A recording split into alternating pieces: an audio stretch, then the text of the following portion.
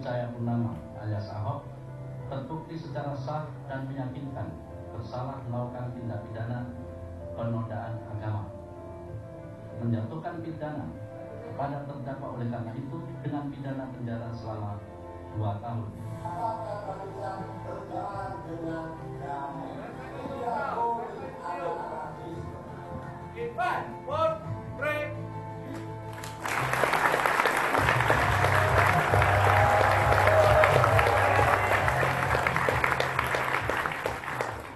Hashtag Save Jakarta, silakan tweet dan nanti tweet Anda bisa Anda lihat atau kami posting juga selama program ini berlangsung. Tadi Mbak Yeni ingin menambahkan juga bagaimana ada banyak orang kemudian juga khawatir dengan mencuatnya politik identitas, gejala sektarianisme. Tadi Pak Anwar menyatakan tidak perlu sesuatu yang harus dikhawatirkan. Anda melihatnya bagaimana? Tetap harus kita waspadai. Saya setuju dengan dikatakan Pak Anwar bahwa fitrah manusia ingin orang dari kelompoknya yang memimpin. Orang NU ya maunya orang NU lah yang memimpin, orang Muhammadiyah maunya orang Muhammadiyah. Itu wajar gitu ya, bahkan di kalangan umat muslim saja. Namun kita juga harus ingat bahwa kalau kita kemudian berkampanye secara tidak etis, tidak beretika, ada ekses yang akan timbul. Ya. Jadi kita kalau kita ingin menang-menangan sendiri, maka akan ada reaksi dari yang menjadi lawan kita. Nah, kita harus selalu ingat bahwa negara ini tidak dideklarasikan ya khusus untuk satu umat saja, tetapi untuk semua umat yang ada di Indonesia terangkum dalam konsep Bhinneka Tunggal Ika tadi. Saya setuju sekali Pak dengan mengatakan bahwa tidak perlu ada lagi yang namanya mayoritas dikotomi mayoritas minoritas, semua sama setara di mata hukum. Nah, umat Islam Indonesia sudah menunjukkan kedewasaan sikap yang luar biasa sejak dari zaman proklamasi dahulu dengan bersepakat menyepakati bahwa Pancasila adalah dasar ideologi negara. Kalau kita kemudian mau menuruti keinginan kita, ya, keinginan syahwat politik kita hanya menguatkan atau hanya memajukan kelompok kita saja, yang terjadi konflik di Indonesia. Dan kita harus ingat juga bahwa Indonesia adalah bagian dari global, negara-negara global dunia. Artinya apa yang terjadi di Indonesia, yang terjadi dan dilakukan atau ada perilaku yang kemudian dilakukan oleh umat muslim di Indonesia, ini akan berakibat pada umat muslim di negara-negara lain. Anda mengatakan bahwa kalau umat Islam di Indonesia dianggap telah berlaku tidak adil kepada non muslim, maka di negara lain umat muslim yang akan jadi korban. Itu jadi selalu ada reaksi dari apa yang terjadi pada kita. Nanti bagaimana misalnya menjelaskan bahwa ini bukan soal umat muslim memperlakukan umat non-muslim itu tidak adil. Ini khusus hanya untuk kasus Pak Ahok kok. Jadi tolong jangan kemudian diperpisah seolah-olah ini pertentangan antara perlakuan non-muslim ke non-muslim. Bagaimana menjelaskan itu? Kita harus akui bahwa dalam pilkada kemarin ada penggunaan kata-kata yang terlalu berlebihan menurut saya. Bahwa orang yang pro Pak Ahok terus dianggap kafir atau gimana? Itu kata-katanya sangat menyukai sekali. Dan padahal para pemimpin umat Islam ya bahkan Pak Maruf Amin sendiri, Pak Maruf Amin sudah menganjurkan agar memaafkan Pak Ahok, misalnya Pak PBNU semua juga menganjurkan hal yang sama. Namun tetap saja ekses pilkada kemarin dengan mencuatnya politik identitas, maka mencuat juga retorika-retorika yang melukai sesama, yang melukai yang lainnya. Nah, ekses negatif ini sampai sekarang masih terasa. Kita, menurut saya, kita semua, terutama umat muslim Indonesia, yang waktu zamannya mbah kita, bapak kita sudah menunjukkan kedewasaan sikap, kita harus merasa terpanggil oleh sejarah pada saat ini. Dengan menunjukkan bahwa kita pun, generasi saat ini, juga bisa menunjukkan kedewasaan sikap. Ya.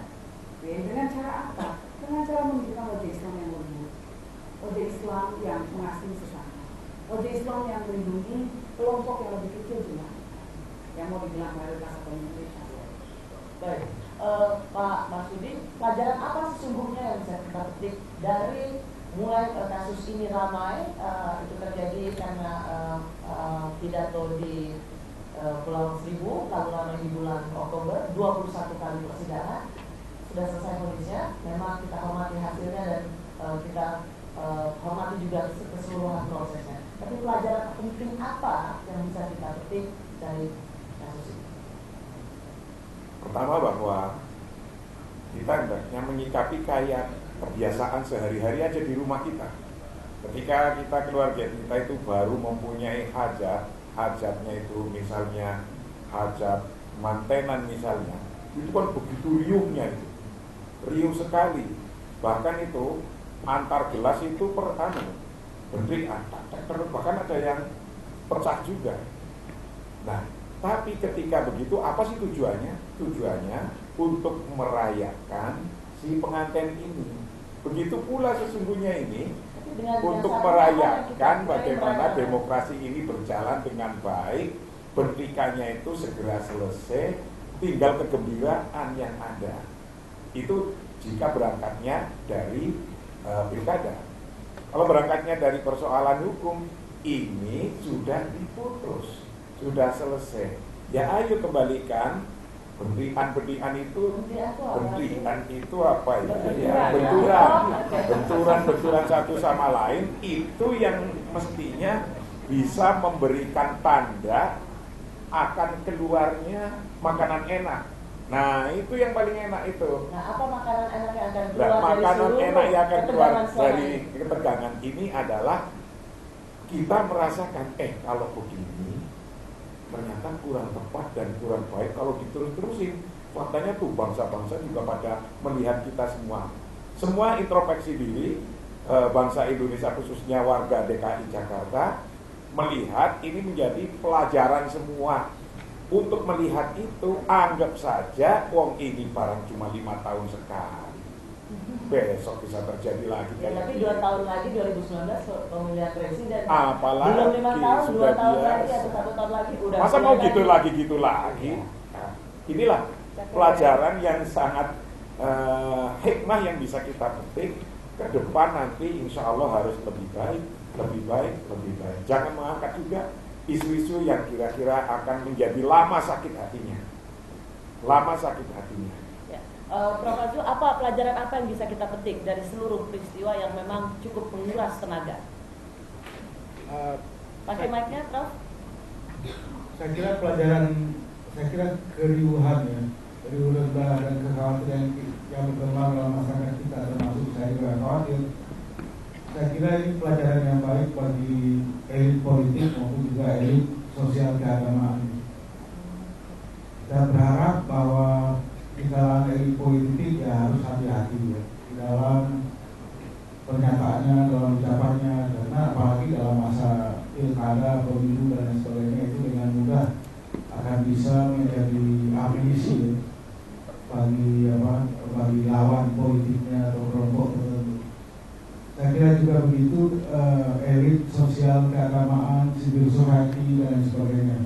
Karena bagaimanapun juga suasana riuh rendah yang kita saksikan di Jakarta hari ini dan juga di beberapa kota hari ini masih berlangsung berbagai aksi. Saya kira ini juga memerlukan kebijaksanaan ya.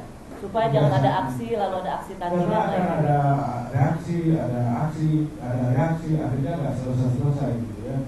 Sementara pada saat yang sama kita seharusnya lebih bukan itu harus dilupakan, enggak, silakan aja itu diingat terus. Tapi saya kira kalau ini terus mengejolak di berbagai kota, saya kira ini akan menimbulkan suasana yang tidak kondusif lah bagi masyarakat kita, bagi bangsa kita, bagi stabilitas nasional, bagi pembangunan yang lagi digenjot dan seterusnya itu. Jadi saya kira ke depan masih ada pilkada 2018, kemudian ada pilpres 2019. Kita berharap bahwa kampanye yang akan datang, pernyataan dari elit politik maupun juga elit keagamaan harus bisa lah kira-kira ini akan berbahaya atau tidak, dia akan ada reaksi atau tidak. Saya kira ini kuncinya. Terima kasih Prof. Azul. Pak Pendeta, pelajaran apa yang bisa kita petik? Sama pertanyaan untuk Bapak, tapi juga bagaimana Anda menjaga supaya kita jangan kadang-kadang kemudian melihat loh ini jangan sampai teridentifikasi antara kelompok Muslim dan kelompok Kristen. Tidak, ini jangan sampai ada benturan itu. Ya. Saya kira yang harus sangat diperhatikan tertib di dalam memakai kata. kata itu selalu problematis ya. Saya ambil contoh sekarang kata kafir. Kata itu terlalu royal dipakai di Indonesia. Menurut saya dan saya kira menurut kita, tidak ada orang kafir di Indonesia sekarang. Bahwa kafir dalam pemahaman teologi Kristen itu adalah orang yang tidak tahu berterima kasih atau yang menutup diri. Padahalnya kita semua orang Indonesia adalah orang yang membuka diri, adalah orang yang tahu berterima kasih. Jadi karena itu tidak ada orang kafir. Dan kalau kata ini terus-menerus dipakai, lalu orang merasa tersisih. Saya paham bahwa setiap agama sudah pasti merasa dirinya sebagai umat pilihan. Umat Kristen juga merasa begitu, umat Yahudi merasa begitu, ya. Umat Islam juga merasa begitu. Bagi saya itu wajar-wajar saja. Tetapi dan mereka yang berada di luar itu adalah orang pinggiran. Itu wajar juga. Selama itu dipahami di dalam komunitas sendiri. Tetapi begitu diletakkan dia di ruang publik, lalu dia menjadi masalah. Apalagi kalau ada masalah-masalah politik yang menyertainya. Ini lalu menjadi masalah besar. Dan menurut saya itulah yang terjadi di Indonesia sekarang. Ya, ketika hal-hal yang mestinya dipahami ya, di dalam lingkungan sendiri diletakkan di ruang publik. Dan itu secara royal dipakai. Lalu terjadilah sekali lagi dikotomi mereka kami. Mereka kafir, kami suci. Saya kira ini tidak sehat ya, dalam pergaulan antar manusia Indonesia yang berbeda agama, tapi kita adalah satu bangsa kita, walaupun agama kita berbeda. Dan saya kira perspektif yang harus terus dipupuk. Terima kasih Pak Pendeta.